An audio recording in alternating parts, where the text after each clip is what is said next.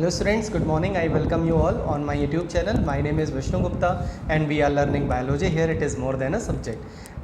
In the previous session I introduced you that we are going to start the molecular basis of inheritance, in which we will come to know how the chromosomes are made up of. Means in the previous chapter we came to know that chromosomes are responsible to transfer the trait, and chromosome contains genes also.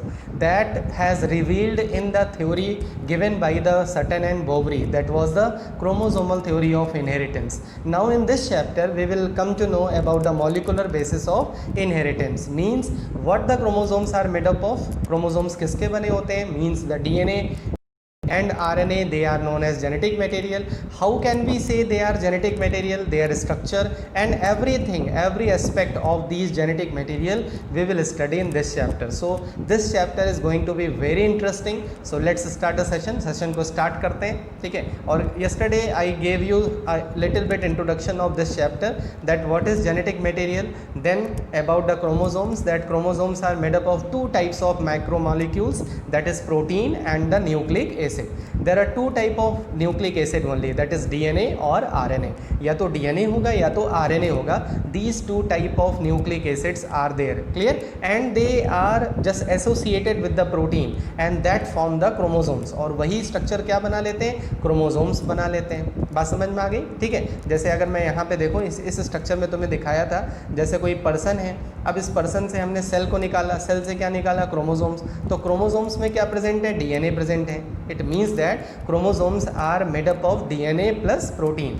ठीक है, तो ये होता है. Next part में मैंने यही बता दिया था. Now we are going to study. देखो DNA और RNA है तो न्यूक्लिक एसिड, दे ऑल मतलब they both are nucleic acid, but they are also the chain of polynucleotide.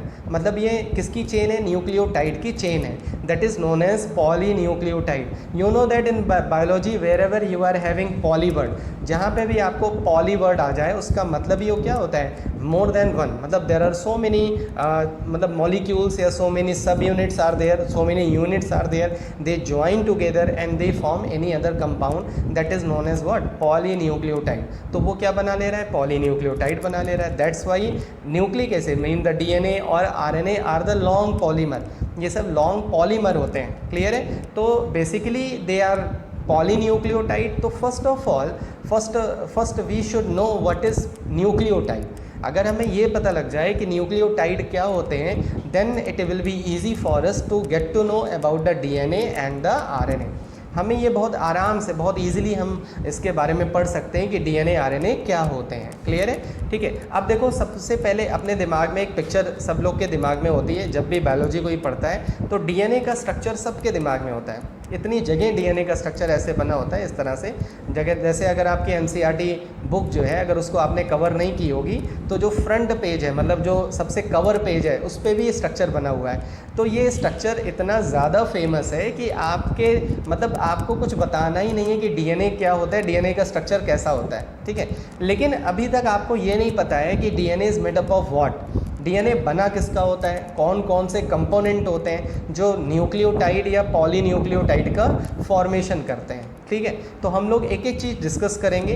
कि सबसे पहले पढ़ेंगे what is polynucleotide. Means we are going to study the structure of polynucleotide. Clear है?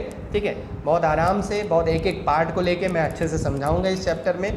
Time taking chapter है, ठीक है, long chapter है, इसलिए मैं भी काफ़ी टाइम लेके, काफ़ी स्पेस लेके आपको पढ़ाऊंगा, क्योंकि इसी चैप्टर के बाद कोई ऐसा चैप्टर अब टिपिकल नहीं बचा है. ठीक है.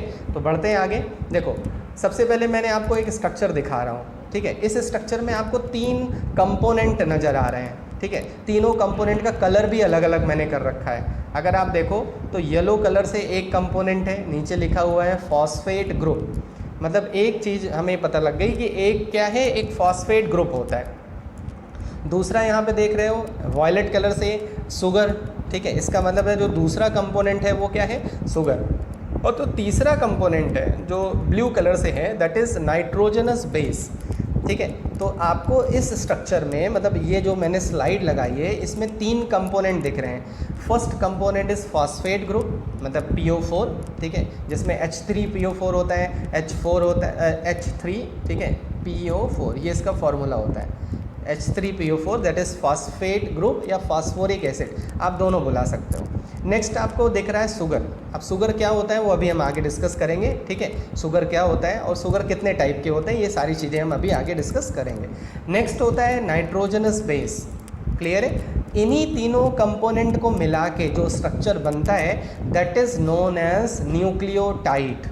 समझ में आ गई बात, ठीक है। देखो पॉलीन्यूक्लियोटाइड तो हम लोग पढ़ ही सकते हैं। पॉलीन्यूक्लियोटाइड का मतलब ये हो गया कि so many nucleotides, so many nucleo chain of nucleotide join together and that form polynucleotide। लेकिन सबसे पहले ये पता होना चाहिए कि न्यूक्लियोटाइड होता क्या है। अगर न्यूक्लियोटाइड ही नहीं होगा पता होगा तो पॉलीन्यूक्लियोटाइड कैसे पता लगाएंगे, समझ में आ गई बात। तो एक चीज़ आपके दिमाग में बैठ जानी चाहिए कि इसके 3 कंपोनेंट होते हैं, किसके, न्यूक्लियोटाइड के। कौन कौन से, पहला है फॉस्फेट ग्रुप, दूसरा है शुगर और थर्ड क्या है, नाइट्रोजनस बेस। ये 3 कंपोनेंट होते हैं किसके, न्यूक्लियोटाइड के। क्लियर है। Now we will study each and every one.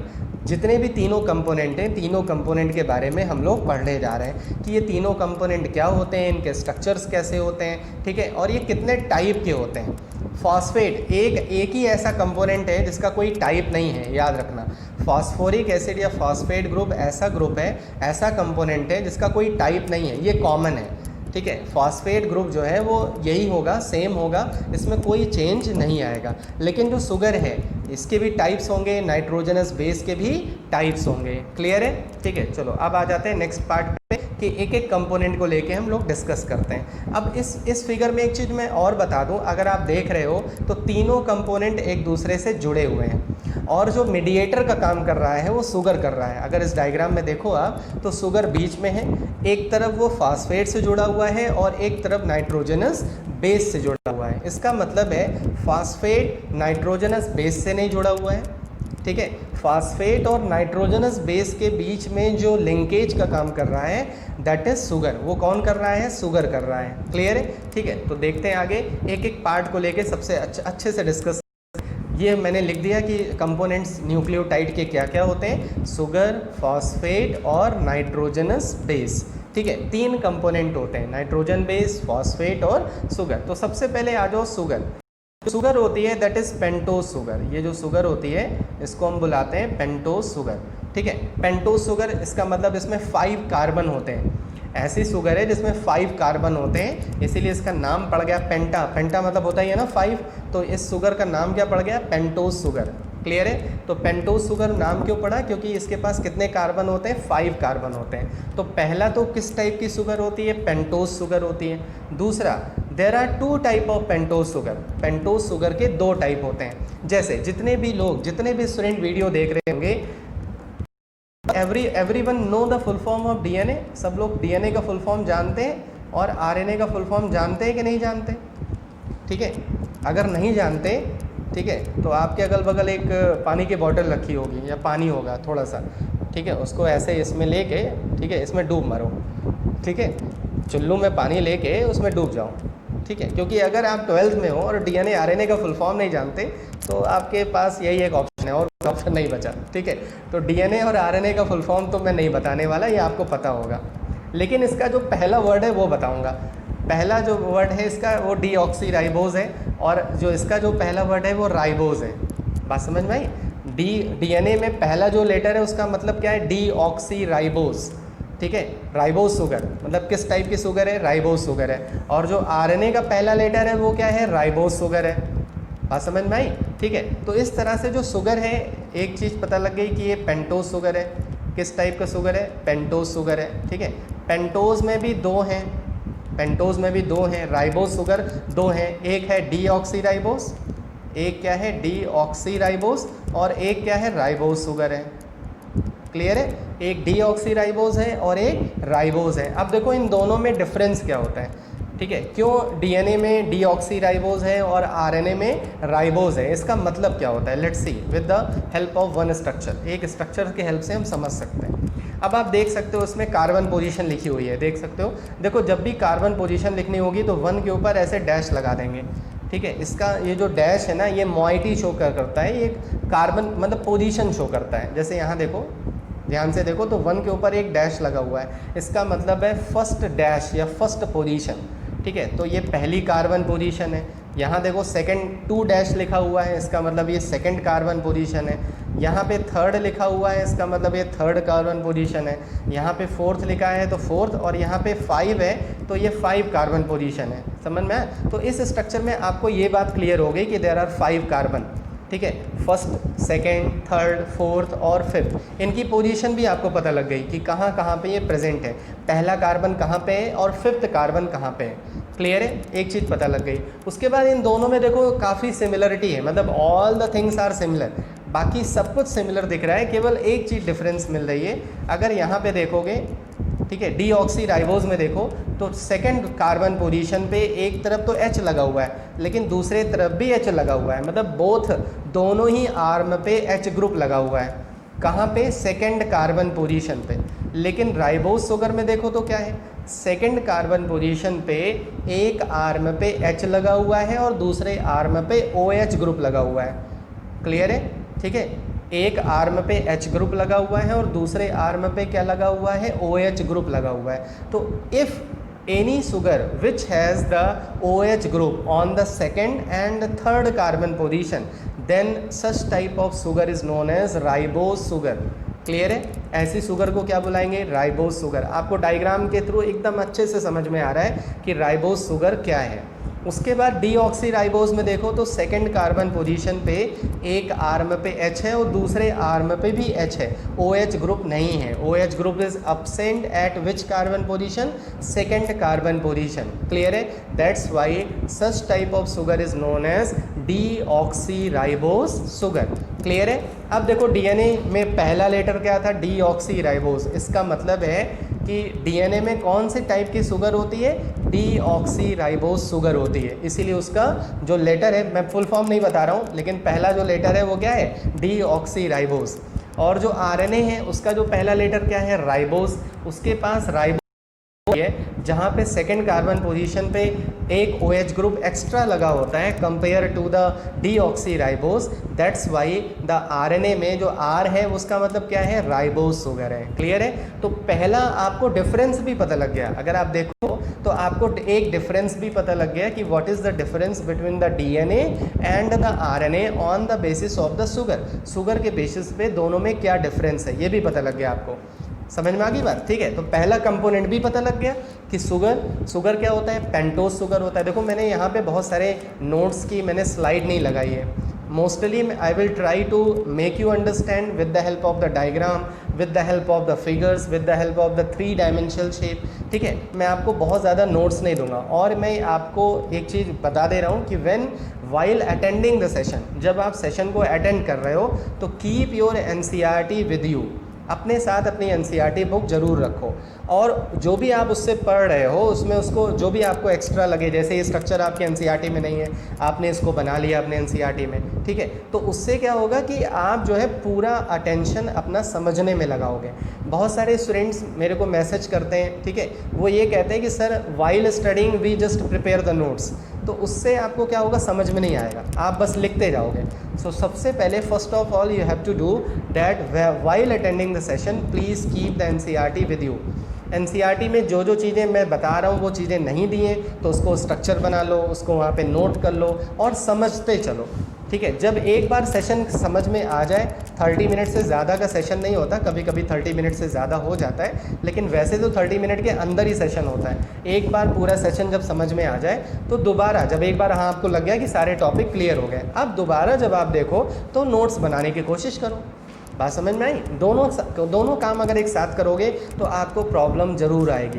Clear है? तो जो मैं ये बता रहा हूँ स्ट्रेटजी, ये प्लीज़ इसको ज़रूर अडाप्ट करो, ठीक है, इससे आपको बेनिफिट ज़रूर मिलेगा। क्लियर हो गया? तो पहला कंपोनेंट समझ में आ गया कि पहला कंपोनेंट शुगर है न्यूक्लियोटाइड का। अब पहला कंपोनेंट तो कोई भी पढ़ सकते हो, तुम फॉस्फेट भी पढ़ सकते हो, नाइट्रोजनस बेस पढ़ सकते हो। इसका मतलब ये नहीं कि पहला कंपोनेंट यही है तो पहला कंपोनेंट यही हमें पढ़ना पड़ेगा। बात समझ में आई? This is the first component of the nucleotide that is sugar. ठीक है। Sugar is a pentose sugar, sugar कैसी है, पेंटोज शुगर है। पेंटोज शुगर दो टाइप की होती है, डीऑक्सी राइबोज और राइबोज शुगर। कितने कार्बन उसमें होते हैं, 5 कार्बन होते हैं। कार्बन की पोजीशन भी आपने देख ली कि कौन कौन से कार्बन कहाँ कहाँ पे लगे होते हैं, 5th कार्बन कहाँ पे है, 4th कार्बन कहाँ पे है, इस तरह से। और दोनों टाइप के शुगर में डिफरेंस क्या है, डीऑक्सी राइबोज और राइबोज शुगर में डिफरेंस क्या है। और एक डिफरेंस भी पता लग गया कि डीएनए और आरएनए में एक डिफरेंस क्या होता है, ये भी क्लियर हो गया, समझ में आ गई बात। ठीक है, अब हम लोग नेक्स्ट कंपोनेंट की तरफ बढ़ रहे हैं, दैट इज़ फास्फेट या फास्फोरिक एसिड। ठीक है, इसको हम लोग बोल सकते हैं H3PO4। बहुत इजी है इसको समझना, H3PO4। हमेशा याद रखना जो फॉस्फेट है वो शुगर से क्या होगा, अटैच होगा। जैसे मैंने पहले ही डायग्राम में आपको दिखा दिया था, देख सकते हो जो फॉस्फेट है, ये फॉस्फेट जो ग्रुप है ये 5th carbon position of the sugar से क्या है, लिंक्ड है। क्लियर है, जो फॉस्फेट है वो शुगर से ही अटैच है। और कौन सी कार्बन पोजीशन, अब देखो यहाँ कार्बन पोजीशन आप काउंट कर सकते हो, 1, ये 2nd हो गई, ये 3rd हो गई, और यहाँ पे 4th हो गई, और ये कौन सा कार्बन पोजीशन हो गया, 5th। तो ये जो 5th कार्बन पोजीशन है वो किससे अटैच है, फॉस्फेट से अटैच है। मतलब phosphate group is make a bond with the sugar at the 5 carbon position, वो 5 कार्बन पोजीशन से बॉन्ड बना लेता है। ठीक है, जिसको हम लोग फॉस्फो एस्टर बॉन्ड बोलते हैं। क्लियर है, चलो अब आ जाए। फॉस्फेट बहुत इजी है, बहुत समझ में आ गया, इसमें कोई टाइप नहीं है, फॉस्फेट तो सेम है, चाहे वो डीएनए होगा चाहे वो आरएनए होगा, phosphate group is same. There is no type of the phosphate group, phosphate group का कोई टाइप नहीं है। और याद रखना, because of this phosphate group the DNA is negatively charge. जो डीएनए होता है इसी फॉस्फोरिक एसिड की वजह से क्या होता है, नेगेटिवली चार्ज होता है, उस पर नेगेटिव मतलब माइनस चार्ज होता है। क्लियर है, ठीक है। अब आ जाओ नेक्स्ट टॉपिक पे, नाइट्रोजनस बेस। ठीक है, नाइट्रोजनस बेस दो टाइप के होते हैं, एक प्यूरीन और एक पेरिमिडीन। मतलब इसकी जो मेन कैटेगरी है वो दो है, एक प्यूरीन है और दूसरी है पेरिमिडीन। इसको याद करने के लिए मेरे पास एक ट्रिक भी है, बहुत बढ़िया ट्रिक है जो आपको जिंदगी रहेगी, आप अपने बच्चों को भी पढ़ा सकते हो। ठीक है, देखो जो प्यूरीन है वो 2 टाइप की होती है। ठीक है, जो प्यूरीन है वो 2 टाइप की होती है, और जो पेरिमिडीन है वो 3 टाइप की होती है। ठीक है, जो पेरिमिडीन है वो 3 टाइप की होती है। प्यूरीन मतलब आलू गोभी, ये देखो सब लोग पता है सब्जी आलू गोभी। ठीक है, तो आलू से ए ले लो और गोभी से जी ले लो। ठीक है, तो एडिनिन और गुआनिन, आलू से ए ले लोगे तो उसका क्या, ए मतलब क्या हो गया, एडिनिन। गोभी से जी ले लो तो वो क्या हो गया, गुआनिन। तो एडिनिन और गुआनिन दोनों क्या है, दोनों प्यूरीन है। तो प्यूरीन 2 होती हैं, प्यूरीन मतलब आलू गोभी, ठीक है, और प्यूरीन आलू गोभी है तो ए मतलब एडिनिन और जी मतलब गुआनिन। क्लियर है। अब देखो जब आलू गोभी की सब्जी बनानी होगी तो आलू गोभी को क्या करना पड़ेगा, कट करना पड़ेगा, काटना पड़ेगा। ठीक है, तो इस तरह से जो पिरिमिडीन होती है वो 3 टाइप की होती है। सी का मतलब होता है साइटोसिन, यू का मतलब होता है यूरेसिल, और टी का मतलब होता है थाइमीन। क्लियर है। तो इस तरह से जो पिरिमिडीन है वो 3 टाइप की है, साइटोसिन, यूरेसिल और थाइमीन। बात समझ में आ गई। ठीक है, तो आपको हमेशा याद रहेगा कट आलू गोभी। ठीक है, कट एक साइड है और आलू गोभी एक साइड है। आलू गोभी मतलब एडिनिन गुआनिन, कट का मतलब क्या हो गया, साइटोसिन, यूरेसिल और थाइमीन। और याद रखना वेनेवर, चाहे वो डीएनए हो चाहे वो आरएनए हो, उसमें जैसे टोटल अगर आप देखो तो 5 नाइट्रोजनस बेस हो गए। ठीक है, एक तो कट हो गया और दूसरा आलू गोभी हो गया, एजी। ठीक है, तो एजी दूसरा भी होता है ना। ठीक है, बहुत सारी फीमेल अपने हस्बैंड को एजी भी बुलाते हैं, ऐसे भी याद कर सकते हो, एजी। ठीक है, तो एजी मतलब क्या हो गया, एडिनिन गुआनिन, और कट का मतलब यूरेसिल और थाइमिन। लेकिन याद रखना डीएनए हो या आरएनए हो, देखो तो यहाँ पे 3 है और ये क्या हो गया 2। इन 5 नाइट्रोजनस बेस में से किसी भी डीएनए या आरएनए में 4 नाइट्रोजनस बेस होंगे, मतलब 5 में से केवल 4 होंगे, 5 नहीं होंगे कभी। ठीक है, अगर आप डीएनए की स्टडी करोगे तो आपको केवल 4 नाइट्रोजनस बेस मिलेंगे। When you will study about the RNA you will come to know about only 4 type of nitrogenous base, not 5 type. इसका मतलब है कि डीएनए और आरएनए में जो नाइट्रोजनस बेस हैं उसमें भी डिफरेंस होता है। डीएनए में यूरेसिल नहीं होता। ठीक है, याद रखना डीएनए में यूरेसिल नहीं होता, तो क्या होता है, थाइमीन होता है। मतलब एडिनिन, गुआनिन, साइटोसिन, ये क्या है, ये तीनों कॉमन है। एडिनिन, गुआनिन, साइटोसिन, ये तीनों क्या है, कॉमन है। केवल 2 के बीच में ऑप्शन होता है। अगर डीएनए होगा तो थाइमीन और आरएनए होगा तो यूरेसिल। जब अगर आरएनए होगा तो यूरेसिल प्रेजेंट होगा। क्लियर है? तो ये डिफरेंस हो गया। अब इसके बारे में पढ़ लेते हैं कि जो प्यूरिन होती है, देखो जो प्यूरिन होती है वो डबल हेट्रोजेनस रिंग होती है। देख सकते हो आप, इसमें 2 हेट्रोजेनस रिंग है। इसका मतलब है इसका स्ट्रक्चर जो होता है वो ब्रॉड होता है। देखो लिखा भी हुआ है nitrogenous base are nitrogen containing compound, ये नाइट्रोजन कंटेनिंग कंपाउंड होते हैं। And these are mainly divided into 2 type, purine and pyrimidine. मैंने आपको ट्रिक भी आप बता दी कि प्यूरिन 2 होती हैं, आलू गोभी, और पिरिमिडीन क्या होती हैं, कट, साइटोसिन, यूरेसिल और थाइमीन। तो purine are the double ring, देख सकते हो दोनों ही डायग्राम में डबल रिंग होती हैं, हेट्रोसाइक्लिक स्ट्रक्चर होती हैं compound. There are 2 type of purine, adenine and guanine, मतलब आलू गोभी। और नेक्स्ट होता है that is next type, that is pyrimidine. Pyrimidine single ring structure होता है। तो इसका मतलब है जो प्यूरिन है वो ऐसे, आलू गोभी ऐसे भी याद कर सकते हो, देखो गोभी इतनी बड़ी होती है ना, ठीक है, ऐसे। तो इसका मतलब है जो आलू गोभी है, ठीक है, मतलब जो गोभी है, आलू है, वो बड़े बड़े होते हैं, मतलब डबल हेट्रोजेनस रिंग होते हैं। और जो प्यूरिन है, कट है, जो चाकू है, वो तो पतला सा ही होता है, ठीक है। तो ऐसे भी ये भी ट्रिक है, आप याद कर सकते हो, हमेशा आपके दिमाग में रहेगा, ठीक है। देखो हमें समझना है, हमें अगर कलेक्ट करना है, हम चाहे जैसे भी कलेक्ट करें, हम चाहे जिस चीज़ से भी पढ़ के समझ में आ जाए, हमें पढ़ लेना चाहिए। क्लियर है? तो देखो सिंगल जो रिंग स्ट्रक्चर है that is present in the pyrimidine.